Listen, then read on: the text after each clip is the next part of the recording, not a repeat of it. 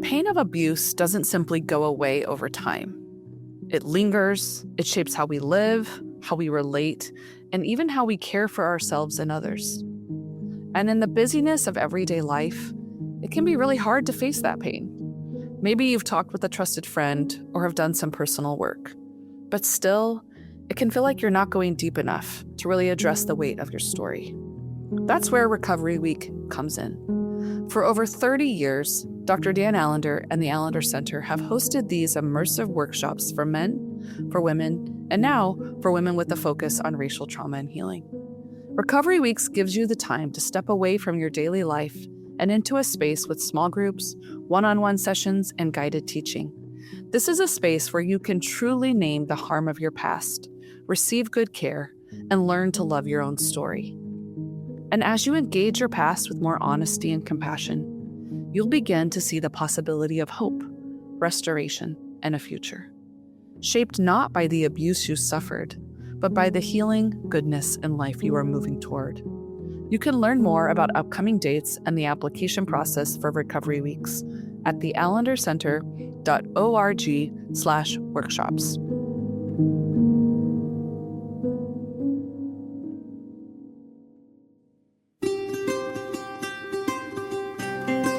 Thank you for listening to the Allender Center podcast. I'm Dr. Dan Allender. And I'm Rachel Clinton Chen. We're fiercely committed to providing hope and healing to a fragmented world. And restoration for the heart. Thank you for joining us. Let's get this conversation started.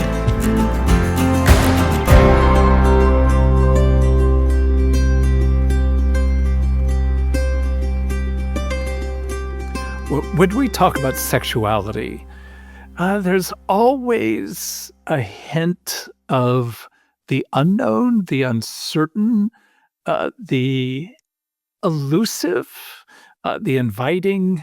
In other words, it's a very complex but compelling topic. And I have such a privilege to be with a friend whom I've only been with literally, I think, once or twice in our whole season of knowing one another. But Dr. Juli Slattery, it is a delight to have you here. I'll introduce you in a moment, but just want to say it's just a great honor to have you on this podcast. Oh, thank you, Dr. Allender. The honor is really mine. We were just talking off mic just how much I've learned from you. So this is going to be an interesting thing with you asking me questions because I'd like to ask you questions. Well, and because I've had the privilege to be on your podcast a number of times, Java with Juli. I love that. Yes. And I only wish that we actually had more time to have coffee. But as well, you are the co-founder and president of Authentic Intimacy. And we're going to talk about a new book, even though I don't know the number, but you've written somewhere between like 14 or 15 and about 200 books.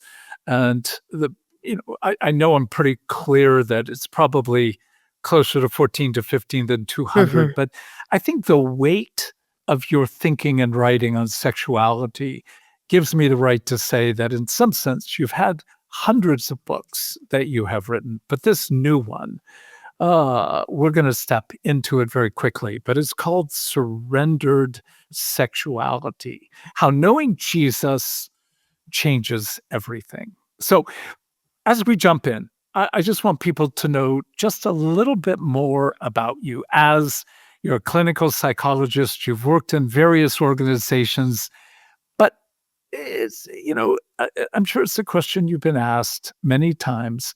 How did you get engaged with the primary topic of sexuality as your calling and certainly as your gift to this community?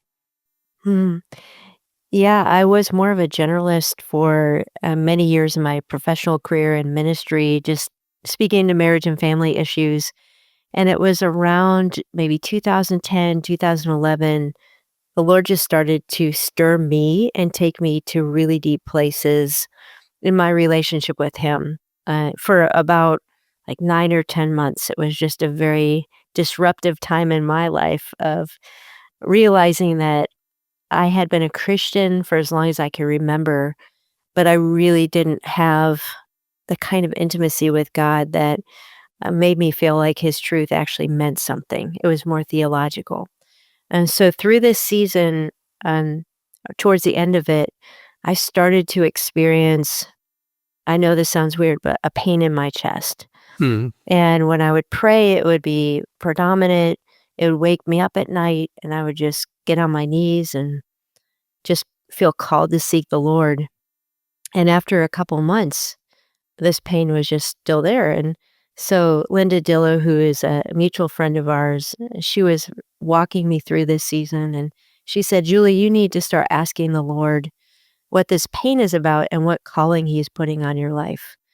And I was already in full-time ministry. I'm like, well, I think I know what I'm supposed to be doing. And she's like, no, God is starting something new. And so I began to ask the Lord, and he began to reveal in a short period of time that he was giving me this pain that was all about sexuality and just the unspoken pain in the world and even in the Christian community of people crying out, where's God in this pain? Where's God in my confusion and my trauma and the betrayal? Where's God in my longings? And at the time, I was working for a large Christian family ministry, and I just felt like we were sort of dropping care packages to this pain, like at a 30,000-foot view, and no one was in the trenches of really grappling with the real questions and issues that people were walking through. So I started the ministry with Linda as a women's ministry, and over the years, it's become an all people ministry. And I have just learned so much over the 13 years or so of not just teaching, but learning. Like, I just feel like everything I learn, I just want to share with other people. So I really, truly am still on this journey of learning and understanding how important it is that we talk openly about sexuality and we talk boldly about it. And you've been, I think, a real trailblazer in that and encourage me to say the things out loud that need to be said out loud, even if we don't have clear answers for some of our difficult questions. Oh, thank you. And honored, but I feel like equally, I've learned so much from reading and interacting with you. And I love that some significant portion of the book rises out of Romans 12 and Mhm. the notion of what it means for our bodies to be given as a holy sacrifice. And the fact that you actually felt in your body the calling, felt Mm. maybe not directly the calling, but felt that there was something not well with where you were and what you were doing at that particular time, to me is a real reflection, again, of a kind of view of sexuality. So what we're going to do, just to lay out sort of a direction, I want you to talk about the fact that you make it very clear sexuality is not merely a set of behaviors, a genital Mhm. activity. It really has to do with the very nature of our embodied existence and how we receive and give pleasure, how we are part of union, not just with a partner, but ultimately with the person of Jesus. So I want you to talk about sexuality. What do you mean? And then to the difficult word, surrendered, because it is not a word that most people want to attach to the word sexuality because of all the implications of what that word has been, shall we say, Mhm. used and misused. But Yes. Hmm. talk about your broad and deep view of sexuality. Yeah, you are so right that it goes way beyond just our actions and our behaviors and the specific general act of sexuality. It is the aspect of our humanity, including our emotions and our spirituality and our sense of self, our identity, and including our bodies, that is wired towards connection and intimacy. And we're seeing in our culture today, we talk about sexuality all the time outside of the context of what people are doing with their bodies. We talk about their desires and their longings and their sense of identity. And we talk about their brokenness and their pain. But I think often in the church, we have only talked about it in terms of a physical act. And so it's become very confusing for people because if you are a follower of God and you hear, oh, sex is reserved for marriage, you think, well, then I'm not married, so I'm not a sexual person. And you are absolutely a sexual person. What the scripture is talking about is not who you are as an individual, it's what you are choosing to do with behavior. And so it's so much broader. And you're absolutely right that when you combine that word, which is already provocative for a lot of people, with the idea of surrender, it's like, wow, I don't know if I can handle that title, which is why I think the subtitle is so important. And really, my heart is in the subtitle, How Knowing Jesus Changes Everything. Like, we cannot navigate this conversation outside of what it really is to know Jesus in such a way that we can begin to entertain the thought of surrendering our bodies and surrendering our sexuality. It's such a crucial, we'll come back to that, but just to say culturally, for many people, the word surrender is another Mhm. word for shut up and do what you're told.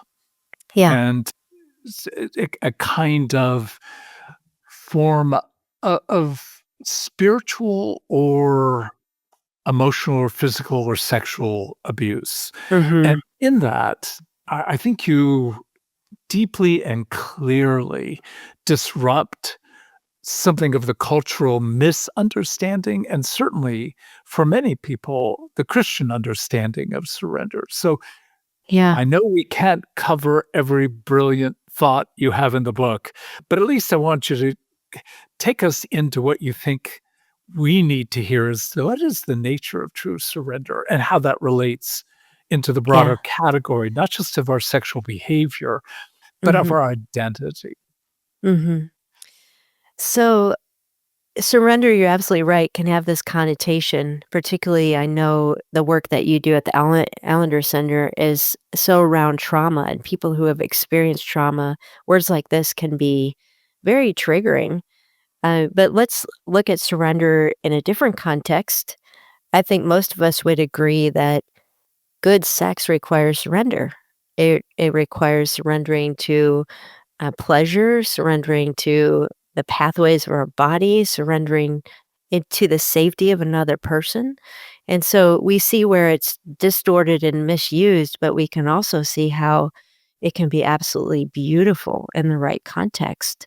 That there's a beauty that cannot be captured without surrender. And so when I use that word surrender, I am using that word in terms of, again, knowing Jesus in such a way that when we read that he calls us to bring ourselves to him, to offer ourselves to him, Jesus never demands anything. He never forces anything. Like, Jesus is a God of consent. And he's always inviting, like inviting us to go deeper, inviting us to trust him more, inviting us to bring ourselves as weary as we might be. And he's saying, this is holy and acceptable offering that I receive. And so I think it's critical to understand that our surrender to the Lord is never, never forced. Like, that's the last thing he wants. Like, he is all about our free will, but it's in the kindest way and in the purest way and the holiest way. When we know Jesus, we are wooed to him. And so we start to realize that the best life actually is the surrendered life.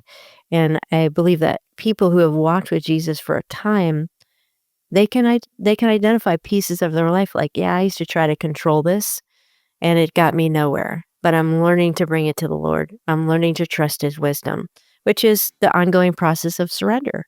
Mm. Well, the fact is, and that we can articulate, you're trusting something and you're Right. trusting someone. And Yep. when you speak about the issue of control, ultimately, you're saying that in your trust of yourself, what's going to be required is a surrender of in some sense of the word, surrender of what you have learned to do to manage your own heartache, your own harm, and your own trauma. And in that, it feels, at least for me, virtually every level of surrender feels like an entry into death. And yet Mm. it's an upside down world because the kingdom of God is a surrender to goodness. But in that moment of surrender, it feels anything other. Strike you as true? That is true, but, if we believe what the Bible says about death and life, there is no resurrection where there is no death. So, there's no way around it. We cannot maintain control and experience the resurrection power of God in the same place. And so, again, God is in his kindness, he takes us on a journey where I don't think any of us, no matter how many times we might have sung the hymn or said the words, I don't think any of us in a moment are ready to truly surrender everything. Like we don't even know what we're holding back. But it's a Mm-mm. progressive journey of learning to say, okay, God, I trust you with this. I let go of this. And we taste and we see that he is good, and we start to experience that there truly is resurrection power in the places that we relinquish, and that there's no other way. Like, I know so many people who have battled things like pornography for years, for decades, and they've tried to discipline themselves out of it, talk themselves out of it. They've given up in seasons, and it's led to destruction until they get to the place where they're like, "I give up. Like, I can't fix this problem. It's driving me mad. It's ruining my relationships. God, I give it to you. Whatever it takes, whatever it requires, I want to taste life." And those are the people who tell the stories about finding freedom after a decades-long battle and have the restored marriages and are the ones with the most energy to say, "Listen, it is so worth it. Stop trying to do it on your own." But again, that's a journey we all have to go on. Well, and you're speaking about a kind of simultaneity of the interplay that there often are very significant moments where we can say there's a transition from death to life. But there's also a kind of, even in the entry into life, there are layers of surrender, that there will be this ongoing invitation to a deepened, more intimate, more passionate, more delightful relationship with Jesus and with our spouse. That reality is the interplay of we're growing in our sexuality, but we can never separate that from the reality of what it means for us to be whole, knowing we're broken, into becoming more holy and whole in the process of what connection brings. So to step back and to go, well, w- what do you do with the reality of those people who've made the effort, so called, to surrender and would say it didn't work? Mhm. Oh, there are no people like that. No, just kidding. I think part of it is we surrender in a moment, and then we need to surrender over and over again. And often we have preconceived notions of what's gonna happen, like, "Okay, God, I'm gonna give this to you." And we don't say it out loud, but within 3 months, I expect that I will be fully free, and I'm not gonna wrestle with this anymore, and my life is gonna be better. That is just not how God works. He takes our surrender, and then he invites us to this ongoing journey of learning to walk it out. And, as you well know in all of your work, this journey, whether it's surrendering pain or it's surrendering an unwanted sexual addiction or whatever it might be, it is a long journey of God, I take this surrender back. Like it was easier before I even said anything. I think I want control again. Or you're not performing the way I thought you would when I surrendered. Or things are getting messier instead of cleaner. Like when we surrender, usually it means everything we've tried to control, we let go of. And now we've got this mess to deal with. But as you know, in all of your work, you have to go through that mess with the Lord in order to get to the other side. And so, my encouragement for the person who feels that way would be join the club. It takes a long time. I love the Old Testament metaphor of the slavery of the Israelites in Egypt. And then beginning with the Passover, Moses sets them free and they're on their way to the promised land, but it takes them 40 years to get there. And there are times in the promised land where they're like, we'd rather be in bondage. Like, I actually would rather go back and be a slave. The food was better. I knew what was happening. And I think so often in our own surrender journeys, the step out of bondage begins and we start the journey and we're not quite in the promised land. And we want to go back to where we were because it's more comfortable and it's known. And so you need those people around you that cheer you on to keep taking that next step, to keep realizing every step you take is one step closer to the freedom that God wants to bring you to.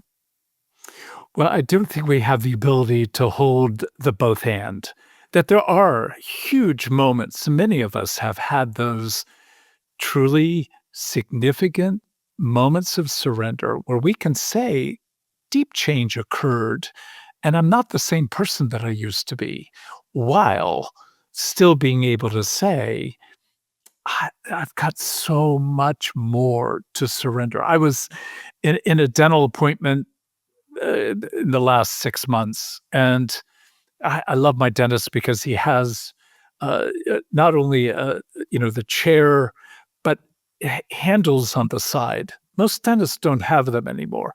I love that because then I have something to hold on to Yeah. in my anticipation of the agony that's about to occur.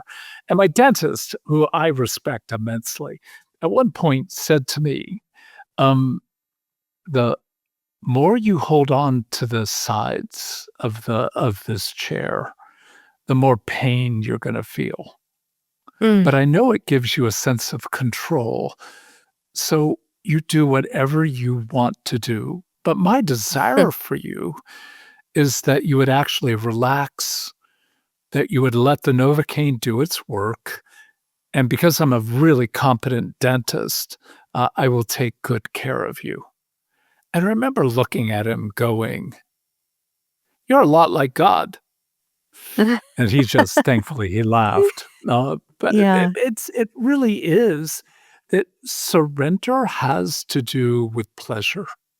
It Mm. is not punishment, nor Mhm. an invitation to death, but it will be the experience of death. But as you do so, and again, I I know everything he was saying to be true, and I finally let my body surrender.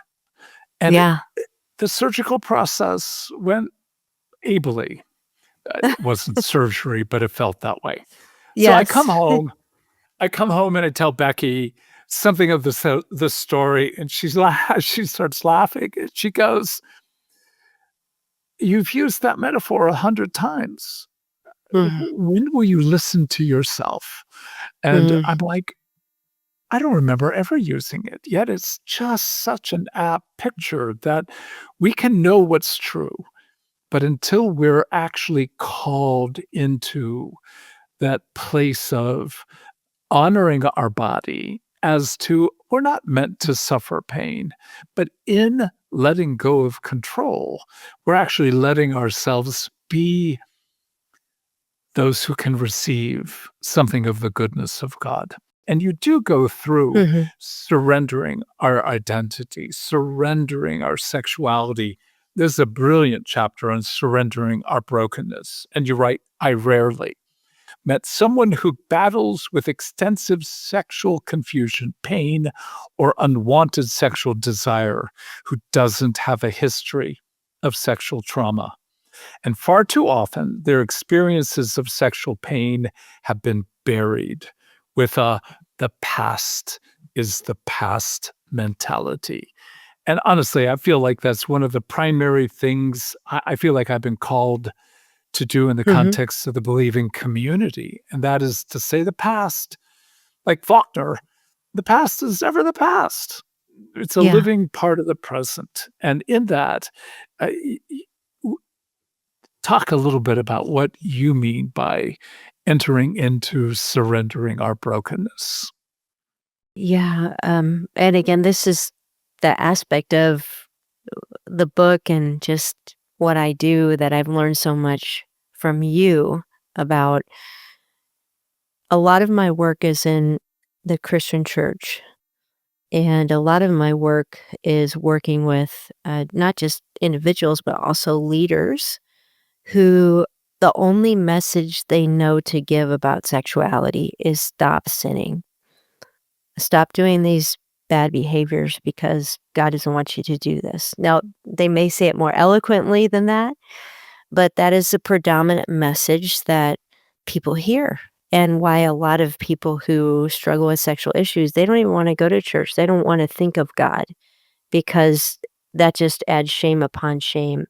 And what I've kind of learned over the years, and of course you know very well, is what you just read, that you can't separate our sexual wounding and trauma from our temptations and our sin struggles. And when you hear somebody who represents God or Christian community or faith say the way to fix your sexuality is to stop sinning or stop desiring sin, you can't do it. And so it is so essential that not just as individuals, but as communities, we begin to call people to say, actually, the first step is addressing where we stop trusting God with this, where we stop trusting our own bodies, where we stop trusting other people in our trauma. And nobody ever tells us, like, God actually wants to to be in our healing more than he wants to fix our behavior. And it's out of really knowing him as the healer and knowing him as the one who doesn't harm us and who doesn't leave us and doesn't forsake us that we actually have the power to start behaving differently and desiring differently. So that's kind of the context of what I wrote there. Oh, it's brilliant and so still to this day, so radical. And I think how you address the role of shame and Jesus's taking on shame is a radical gift to disrupt that kind of the past is the past. So how do you invite those who are indeed facing not just their own fear of judgment of God, but their fear of judgment of the community of God as to if you knew what my struggles were, I would be anathema and, in one sense, driven out of the land of the pure and the faithful as if I were a leper. And so, Mm, not just, shall we say, our war with God, our war with the community, and then, yeah. my gosh, our own inner judgment, fury, Hmm. hatred, in some sense, absolute loathing, at times at least, of what we know to be our own sexual desire. So, how does shame engage all those worlds? Yeah. It's so complex, as you know. I mean, shame tells us to hide. In a sentence, it tells us to hide from God. It tells us to hide from the people that actually could be life-giving to us, and we pretend instead of being honest, and ultimately, it also tells us to hide from ourselves, from being integrated people where we accept and can hold our brokenness along with the things that are wonderful and beautiful about us. It makes us fragment, and the enemy just plays on shame. Like, evil just plays on shame to such an extent that you just end up alienated and isolated. And there are some people who physically are alienated and isolated from family, from community from friends, and there are some of us who are physically there, but we're so compartmentalized that we never show up as ourselves. And I'm sure you hear this in the therapy room all the time, and so do I. Nobody really knows me, and I don't even know if I know me because we are just chasing the charade of trying to be who we think people want us to be instead of sitting with who we are. And we can't heal in hiding ever, ever, ever, ever. We'll be stuck and we'll spiral. It always requires that courageous step of telling the truth and finding the person, learning to trust God in such a way that we take that step in telling the truth and realize that we don't go up in flames and we're not rejected. And actually, a lot of times people will say, me too. Like, my struggle might be different, but me too. I'm there Mhm. too. And that's where we truly begin that healing journey and that healing community. Well, I wasn't surprised that this occurred knowing that I had the privilege of being with you, but probably about a week ago, there were sexual components to my dream life that Mhm, were clearly contrary to what my heart and mind believed to be good and true. mhm, And the particularities at the moment, I don't think are terribly relevant. But when I awakened, and it was, Becky and I got up pretty much when the alarm rang. And as she turned over, I wasn't planning to divulge anything about what I was awakening with the reality of. And she looked at me and she goes, "What's going on?" hmm, And I remember thinking, I mean, the first words were nothing, nothing. mm, I just, I don't know if I slept that well.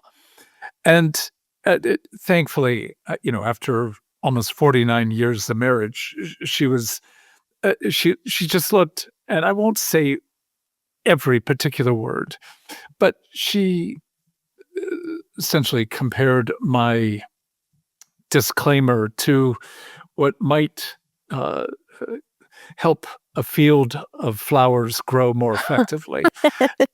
you got it. And she said, "You don't want to tell me."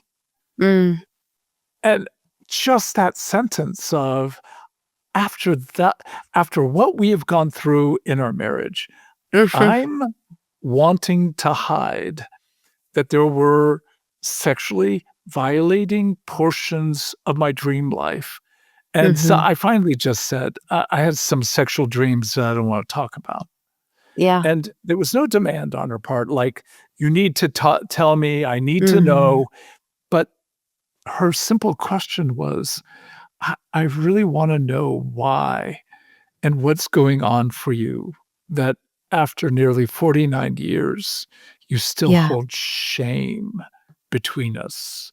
And just that Mhm. phrase, "you hold it." It's not I'm a mere victim of it, but in some sense, I'm holding on in a way in which I'm not willing to take the risk in that moment to let something of my inner world.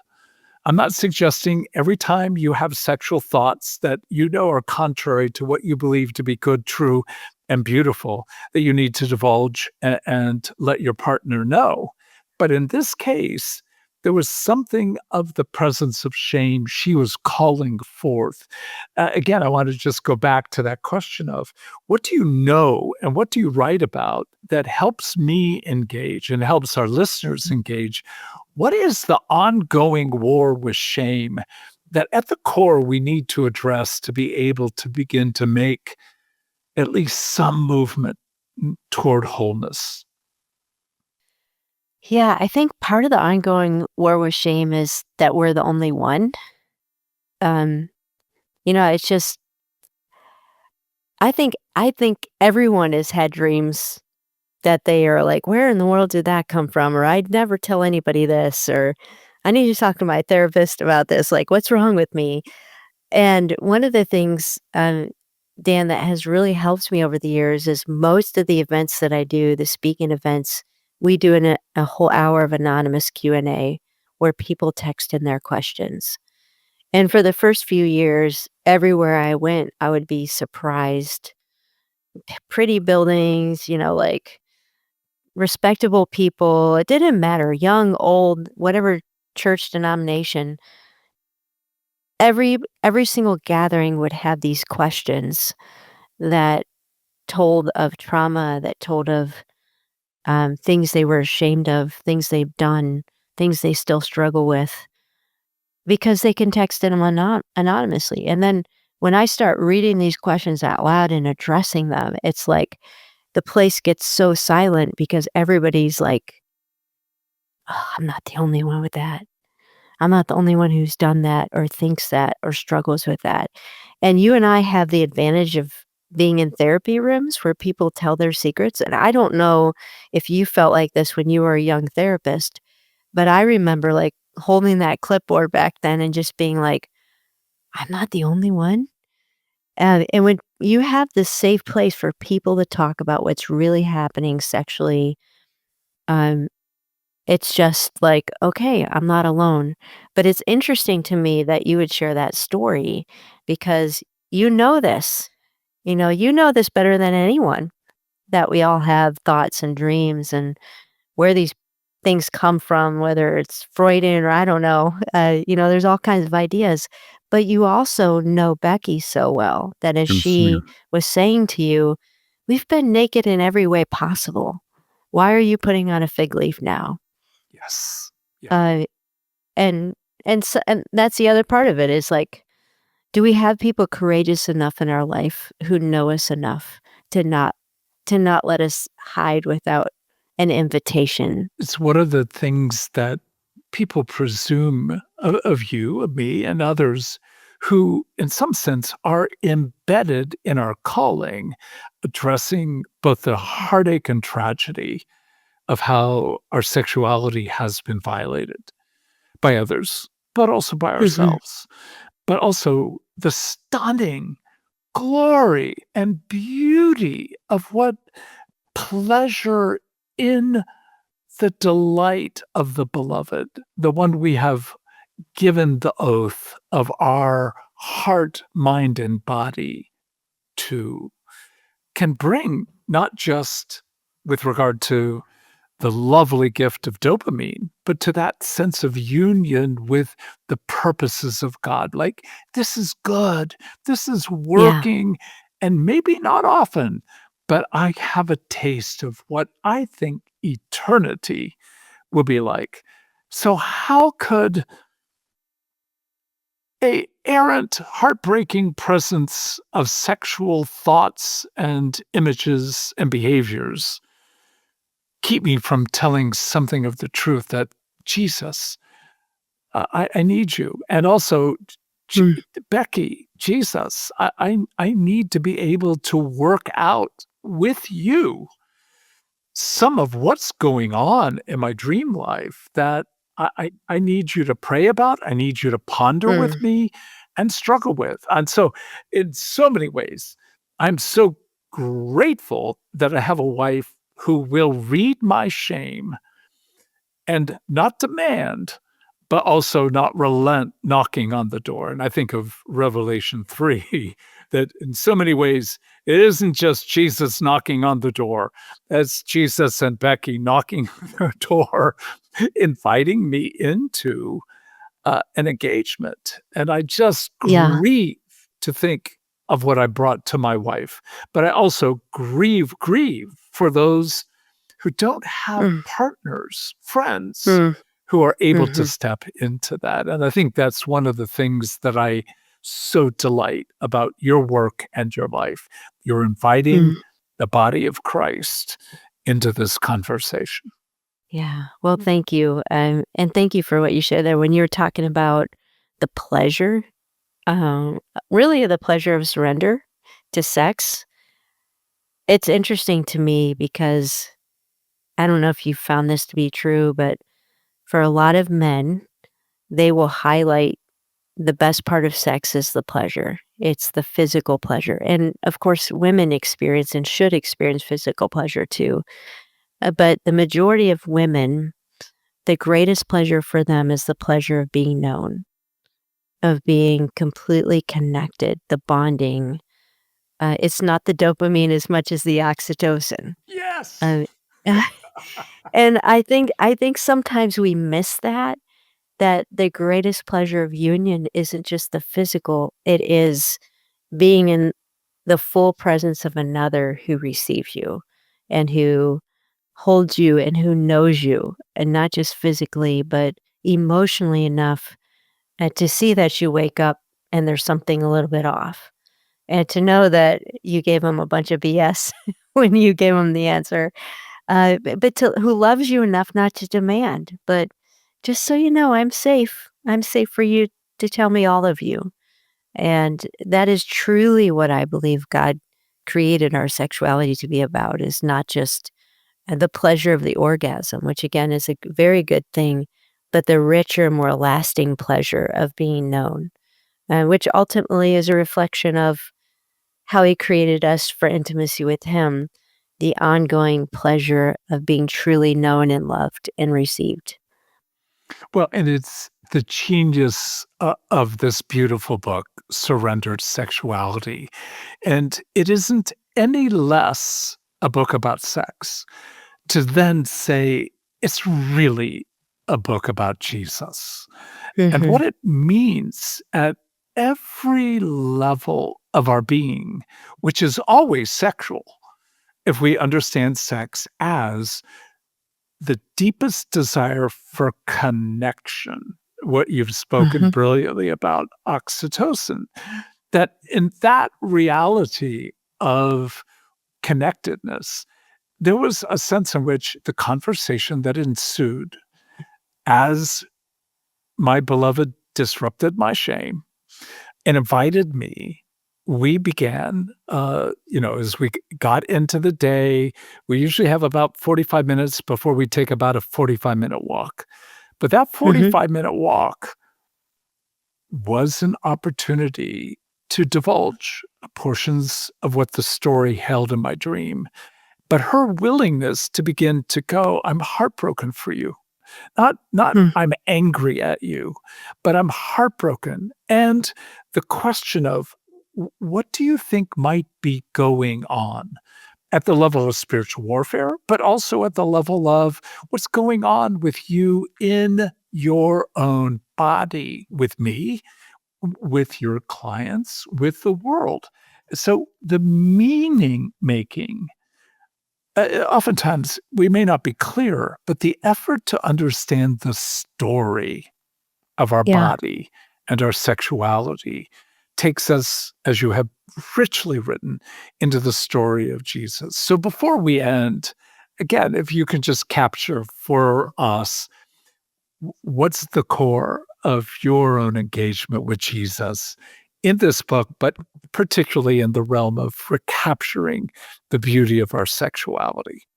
Yeah, I would say, the first word that comes to my mind, Dan, is in integrity and integration. So, we know as therapists that we wanna move people towards integration, which means wholeness, and that the opposite is disintegration, which is really compartmentalization. And what I have found for so many people, a lot of people of faith, is that this is the one area of their life that they don't know how to integrate into who they say God is and who they believe He is. It's and there's sure there might be other areas like money or whatever it might be, but consistently, because of our shame, because of our confusion, and because of the historical silence in faith communities on these topics, we don't know how to integrate God and sexuality. And so it becomes this massive wall for most people, a wall of shame, a wall of doubt and confusion, a wall of distrust.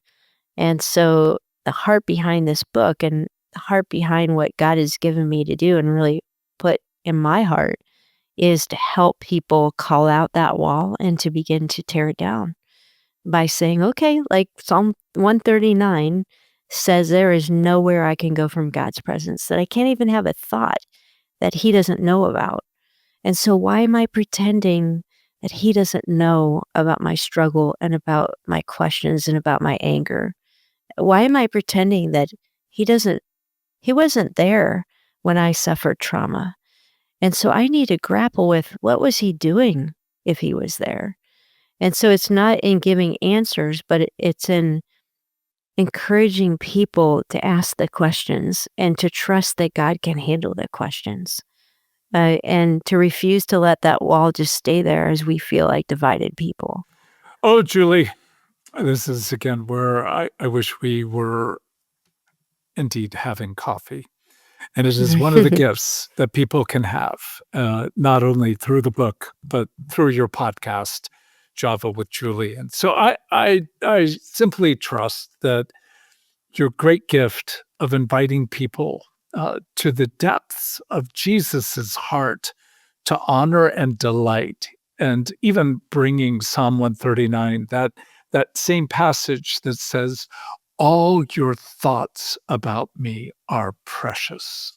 It's where we are indeed being invited to disrupt something of the fragmentation into the promise that maybe not full before we finally see him face to face, but there is a wholeness and a holiness that can become part of our way of walking in the world as a sexual being. And you have done great good on behalf of the body of Christ in addressing this in that way. So thank you so much. Thank you. It's an honor to share. If you've experienced the power of story and relational healing through the Allender Center, imagine carrying that same depth into your theological learning. The Certificate in Living Theology, hosted by the Seattle School of Theology and Psychology, is a fully online, one-year program designed for people who want to explore how faith is shaped by history, culture, and lived experience. Through live, synchronous classes with theological scholars and practitioners, you'll wrestle with questions that matter for real life and real communities. You'll also participate in listening labs, sacred spaces that help you slow down, listen well, and attend to yourself and others. And along the way, you'll receive mentorship from leaders in ministry, public scholarship, and advocacy. If you long for a faith that is both thoughtful and transformative, we invite you to learn more. Visit theseattleschool.edu.